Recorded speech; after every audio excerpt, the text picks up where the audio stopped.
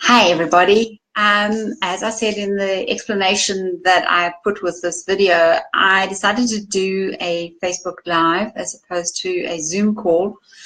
Yes, it means that participation isn't the same, but there were a lot of people who were either going to be asleep at this time or traveling or something like that. And I thought this way it keeps it there so that people can listen to it later at their leisure or whenever, if ever they really want to listen to it. So this is around reclaiming the sense of yourself, well, reclaiming your sense of self. And something that I think many of us have been through, some of us are still struggling with it. And in fact, I think things change anyway, that we don't always realize it until suddenly we wake up one day and think, well, who the heck am I? I've been a mum for X number of years. I've run after the kids. I've kept the house going. I've made sure my husband or partner or significant other has had clean clothes, food, and generally run around after everybody. And then there comes a time when we don't have to run after them any longer. And it's now a case of, what do I do? And I was just chatting briefly before this with a friend of mine, and she likened it to going to the supermarket and you have this array of different flavors of ice cream and you don't know what to choose. So you choose the same one again because that's what you've done and that's what you're used to, and it's okay because maybe it was one of your kids' favorite ones.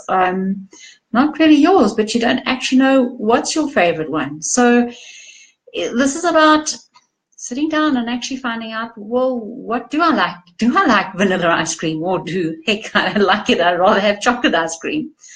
It could be something as simple as that. It doesn't have to be life-altering. And my tagline that I'm working with at the moment is helping people to be extraordinary. But my extraordinary and your extraordinary may be two very, very different things. And I'm not a rocket scientist, and I'm not going to discover new planets or do something like that. But I'm the best version of me that I can be. And that's all we ask. Whether somebody judges your life as mediocre, that's a word that maybe works for you or doesn't work for you. And it's just being the best you that you can be, and nobody else can choose it for you. It's your choice, and what works for you is the best choice that you make, and you're entitled to change your mind as many times as you like, apart from the fact that we're women, and trying to find something that you're going to wear to a special event might mean that you empty your entire wardrobe and try on everything that's suitable for that particular season.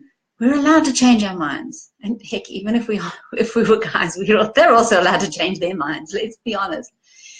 And what works for you now, great. If it's working, fine, keep it. If it's not, ditch it. Find something else. Life is too short to be tied to the have-tos and the shoulds. I should do this and I should do that. One of my favorite things is don't should on yourself. Get past that where you're judging it by what other people may or may not think or may not say. Half the time we're putting words and thoughts into other people's minds and saying, but they don't like me. They don't have to like me. They don't have to be around me. They can choose to move in a different circle. Doing things because we want the approval of others, I'm sorry, it's not the way to go, because the thing that happens is we become the unhappy people. We're the ones who are suffering because we're trying to fit into a mold that's not ours. It's the good old trying to put a square peg into a round hole. It's not going to work. And you're just hurting yourself and trying to force yourself to be something for other people. And they're living their own lives quite happily. They're not really worried about what we're doing. Another example I have is that I was at a shopping center, quite a busy local shopping center a while ago, and I decided to treat myself to a pedicure. And wasn't thinking, and I'd had jeans and trainers on and socks. So they have these cheapy little sandals that you can wear. And of course you have to roll up your jeans a little bit so that the end of the jeans, the hem of the jeans doesn't interfere and smear your nail polish, which you've just spent money and time having applied. And there I am with my rolled up jeans and these bright, I think they were pink sandals that I was wearing through the busy shopping center on a Saturday morning. And I was cringing, thinking, what are people going to think of me? And I suddenly took a deep breath and I looked around. Nobody was looking at me. I was the only one that was worried at what people were thinking of me. Nobody. I tried to make eye contact. People don't make eye contact. They're not the slightest bit interested in what other people are doing. They're interested in themselves. And the other thing I do is tapping, EFT, where you're tapping on the top of your head, eyebrows, side of your eye, and kind of looks obvious when you're concentrating on it. But I've had occasion where I've needed to tap while I've been in the traffic. Nobody notices it. Nobody really worries what you're doing and what you're thinking. Unless you're out there and you're causing mayhem and destruction, then people obviously, well, hopefully are going to notice. But generally, we need to do what pleases us. The other side of things that I find, and my heart goes out to people, is when they don't know what they want. There is so much choice, yes. I don't disagree with that, and maybe sometimes there's almost too much choice, but no, I don't think so. It's just that it's again that go back to the ice creams. What do you like? What do you enjoy? Try a little bit of this. Look at what are other people doing, and does it float your boat? Does it blow your hair back? Or is it something that you just, heck, I wouldn't touch it with a barge pole. Bungee jumping? Not for me. Adrenaline things, some of them are okay. I do them. I'd try some of them at least once. I did learn that not always to repeat the things. I did river rafting at one stage and did it with my daughter maybe about 10 years ago. Had a ball. It was fabulous. We had the best fun ever. So we repeated it a year later and had the worst experience. We spent more time out of the boat, canoe, whatever you call the inflatable thing.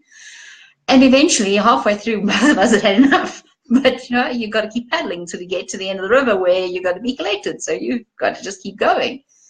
So some things you don't repeat. Other things, yeah, okay, repeat it with a variation. But just try things on, like trying on a dress. Does it fit me? Do I feel comfortable in it? Great. If you do, perfect. Today I had on a pair of jeans and there's just something about them. And I'm like, life is too short to wear uncomfortable clothing. This is it. This is going to the charity box. Somebody else is going to get benefit from it. I'm not happy with it. Moving on. We can do that. We can change our minds. So I challenge you to go out into your world and see things differently and see what can you do differently, or what are you doing just to please other people, just to make other people happy, and can you ditch it? And what would it take for you to ditch it? I'd love to have your comments. I'd love to hear feedback from you. What have you tried? What works for you? And even what doesn't work for you? And let's start a conversation. Let's start supporting one another with doing these things and being adventurous. Try something different. Have a fabulous day, night, or whatever time of the day it is. Here in Johannesburg, South Africa, we've just had a beautiful thunderstorm. The clouds are still quite grey and threatening, and yeah, I don't think we're going to see the sun again until tomorrow. But wherever you are, have a fabulous time. Bye.